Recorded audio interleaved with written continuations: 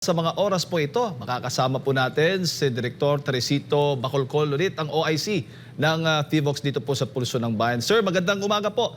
Jade at Admar po ang inyong makakasama. Magandang umaga din po sa inyong dalawa. Partner, unahan mo na. Okay, Director, magandang umaga po. Si Admar po ito. Sir, marami pa rin nagtatanong, doon, nasagot mo na ito doon sa unang bahagi no, ng ating panayam din last time, yung nangyari doon sa, actually magkaiba yun yung Sarangani, na yung mga isda na namataan.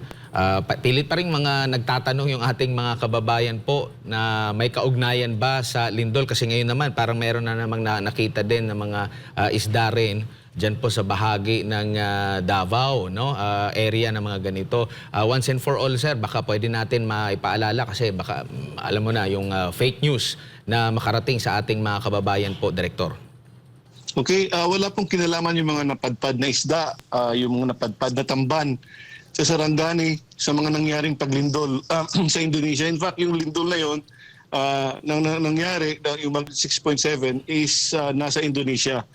So, may explanation po ang Department of Environment and Natural Resources kung bakit nagkaroon ng maraming isda. At ito ay dahil sa upwelling ng tubig dagat na nangyari din naman kahit sa iba't ibang parte ng Pilipinas. So, again, yung source ng paglindol nung yung magnitude 6.7, nung isang araw ay isang trench na nasa Indonesia. Ito yung tinatawag nating Sanggehe Trench. And wala pong kinalaman ito o kaugnayan sa mga nagsilabasan ng mga isda sa Sarangani. At kung may mga magsisilabasan ng mga isda din sa iba pang parte ng Pilipinas, wala po itong kinalaman sa mga paglindol natin. Opo, at least nasagot po yan direkta mismo sa inyo. Pero dito po tayo sa isa sa mga updates, sir, yung may mga namataan po ng volcanic smog dyan po sa bahagi po ng Taal. Ano ba ang senyales na binibigay po nito? Ang ibig lang sabihin nito ay patuloy pa rin pagbubuga ng sulfur dioxide yung Taal Volcano. Noong January 10, nakapagtala po tayo noong January 8 pala ng 10,933 tons per day of sulfur dioxide. May mga VAG na na-observe kahapon, pero wala naman pong report na hospitalized. Basically, hazy lang yung paligid, kaya nasabi na may VAG. And then, wala rin din silang naamoy na stench. Pero yun nga, kinoconfirm po namin na may light VAG po kahapon. So kumbaga normal lang po ito sa mga aktibong bulkan. Pero ito kasi yung parang napabalita agad-agad, no? Unlike sa iba din na mga may alert level din ng mga klase ng bulkan. Ganito rin ba yung sitwasyon sa ibang mga bulkan po, Director? Hindi, kasi ang Taal Volcano ay napakaraming sulfur dioxide na binubuga niya. And for example, although yung Mayon Volcano ay bumubuga rin ng sulfur dioxide, nasa taas na kasi, mataas din yung Mayon Volcano. That's yung crater niya is nasa around more than 2,000 meters high.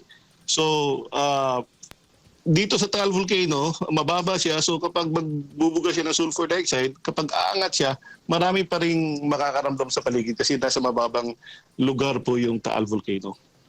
At hindi naman po ito isa sa mga parameters po, Direktor, na magtataas tayo ng alerto dyan sa Taal. Hindi po ito ibig sabihin na magtataas po tayo ng alert level sa Taal Volcano. Again, may marami tayong parameters na tinitingnan. So, isa lamang yung sulfur dioxide emission. Tinitingnan natin yung occurrence of earthquakes. And in fact, since January 4, wala po tayong volcanic earthquakes na naitala sa Taal Volcano. Si Partner Jade, may karagdagang tanong po. Yes, Director, doon po sa mga kababayan natin sa paligid ng Taal, may paalala ho ba kayo?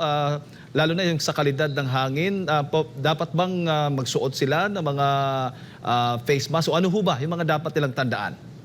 Okay, so pinapayuhan natin yung mga residente na, again, kapag merong sulfuric stench sila na naamoy, they stay inside their houses at isara mga pinto at bintana.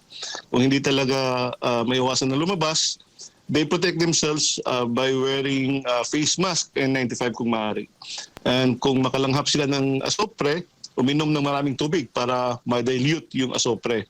Kung malala na talaga, paalala natin na lalo na sa mga may mga health conditions like asthma, lung disease at other respiratory problems, then kailangan nilang magkonsulta sa medical doctors. Direktor, bukod po sa Taal, ano-ano ho ba yung mga bulkan pa na kasalukuyan ninyong minomonitor dahil may mga seismic activity po na nangyayari? Yung Mayon Volcano, again, Mayon Volcano is on alert level 2 since December 8.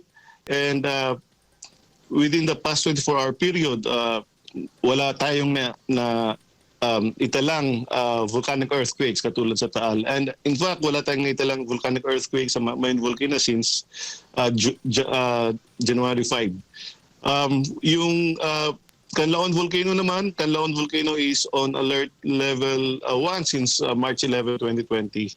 And may naitala tayong tatlong volcanic earthquakes between January 10 and January 11, 12 a.m.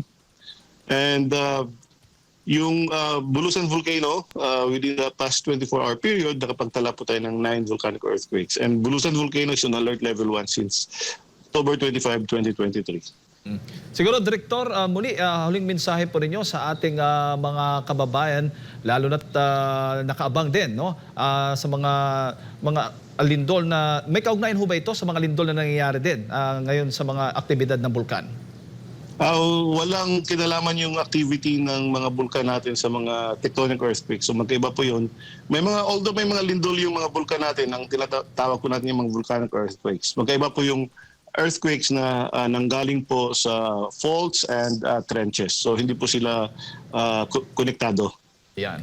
Alright, huling mensahe po ninyo muli, paalala sa ating mga kababayan, Direktor. Again, para sa mga kababayan natin, we have to accept the fact that we're part of the Pacific Ring of Fire. So every now and then, makakaranas tayo ng paglindol or pagputok ng bulkan. So the best course of action is always preparedness. Yan. So sa lindol, we have to make sure na earthquake resilient yung bahay natin. Sa bulkan naman, we have to make sure na hindi tayo papasok doon sa permanent danger zone. So bawat bulkan may mga permanent danger zones yan. Huwag na tayong pumasok doon kasi para din ito sa ating kaligtasan. Yan. Direktor, maraming salamat po sa inyong oras at sa pagbibigay po ng impormasyon ngayong umaga. Ingat po at mabuhay po kayo. Maraming salamat din po. Si Director Teresito Bacolcol, ang OIC po ng PHIVOLCS ang ating nakasama nitong umaga po mga kapart.